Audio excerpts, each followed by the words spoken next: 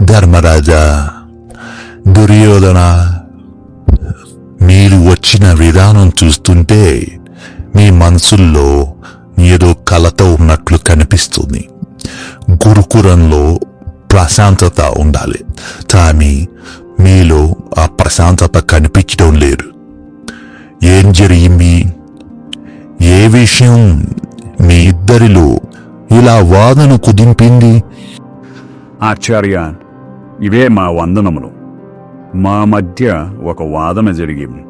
ఎవరి మాట సరైనది, ఎవరి ఆలోచన గొప్పది అనేది తేల్చుకోవాలి. అందుకే మీ దగ్గరికి వచ్చాం ఆచార్య. మీరు చెప్పేదే మాకు తుది నిర్ణయం. గురువర్య, మేము గెలవడానికి రాలేదు, సత్యం ఏదో తెలుసుకోవడానికి మాత్రమే వచ్చాం. మీ వాదనలో ఎవరి నిజానికి దగ్గరగా ఉన్నారో మీరు చెప్తే మాకు స్పష్టత వస్తుంది. దుర్యోధన, మనిషిలో గర్వం ఎక్కువైతే అతను నిజం చూడలేడు. తన మాట సరైందని అనిపిస్తుంది. వినయం ఉన్నవాడు మాత్రం నిదానంగా ఆలోచిస్తాడు, ఏది సత్యమో అర్థం చేసుకుంటాడు. గర్వం మనసుని మూసివేస్తుంది, వినయం దానిని తెరిపిస్తుంది. ఆచార్య, నన్ను క్షమించండి. నాకు ఈ మాటలు తర్వాత కూడా వినిపించవచ్చు. ఇప్పుడు మాకు కావాల్సింది ఒకటే, ఎవరి వాదన గొప్పదో మీరే చెప్పాలి. దుర్యోధన, ఇలాంటి విషయాలు మాటలతో తేలవు. మనకు అనిపించింది ఒకటి, నిజం మరొకటి కావచ్చు కదా. అందుకే మీ ఇద్దరికి ఒక పరీక్ష పెడతాను. దాని ద్వారా మీలో ఎవరి గొప్పవారో తెలుస్తుంది. పరీక్ష? ఆచార్య, నాకు ఎలాంటి సందేహం లేదు.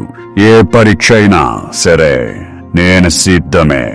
నేను గెలుస్తానన్న నమ్మకం నాకు ఉంది. గురువర్య, మీరు చెప్పింది మాకు ఒక ఆజ్ఞ. మీరు చెప్పిన విధంగానే ఆ పరీక్షను పూర్తి చేస్తాం. దుర్యోధన, నగరానికి వెళ్ళి అక్కడ ప్రజలను గమనించు. ప్రతి మనిషిలో ఉన్న మంచి గుణాన్ని మాత్రమే చూడాలి. వారిలో ఉన్న మంచి లక్షణాలను నువ్వు గుర్తించి నాకొచ్చి చెప్పాలి. ధర్మరాజా, నువ్వు అదే నగరానికి వెళ్ళి ప్రజలను గమనించు. కానీ నువ్వు వారిలో ఉన్న లోపాలను మాత్రమే చూడాలి. వారిలో ఉన్న చెడు లక్షణాల్ని మాత్రమే గుర్తించాలి. అలా గుర్తించి మాకొచ్చి నువ్వు చెప్పాలి.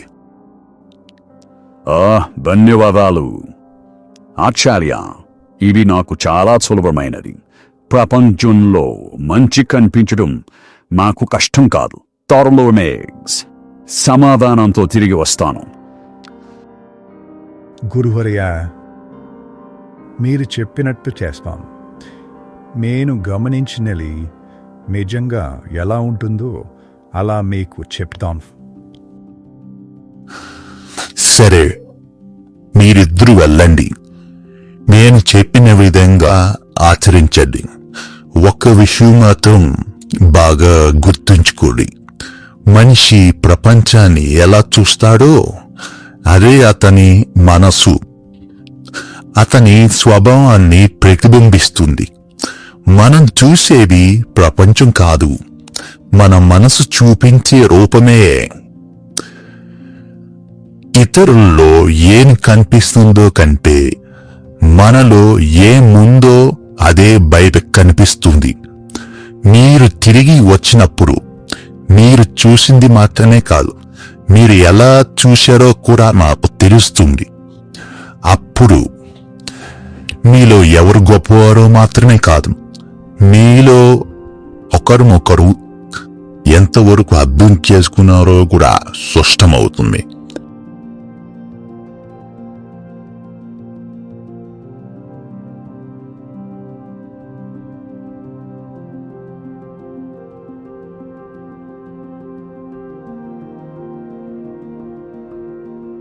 దుశ్శాసన, నువ్వు ఇక్కడే ఉండు. ఇక్కడుండి గురుకుల పరిస్థితిని గమనిస్తూ ఉండు.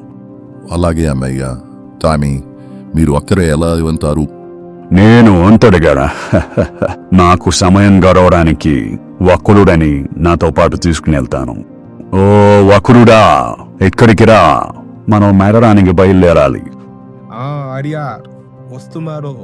అలాగే ఆర్య, మీతోనే వస్తాను.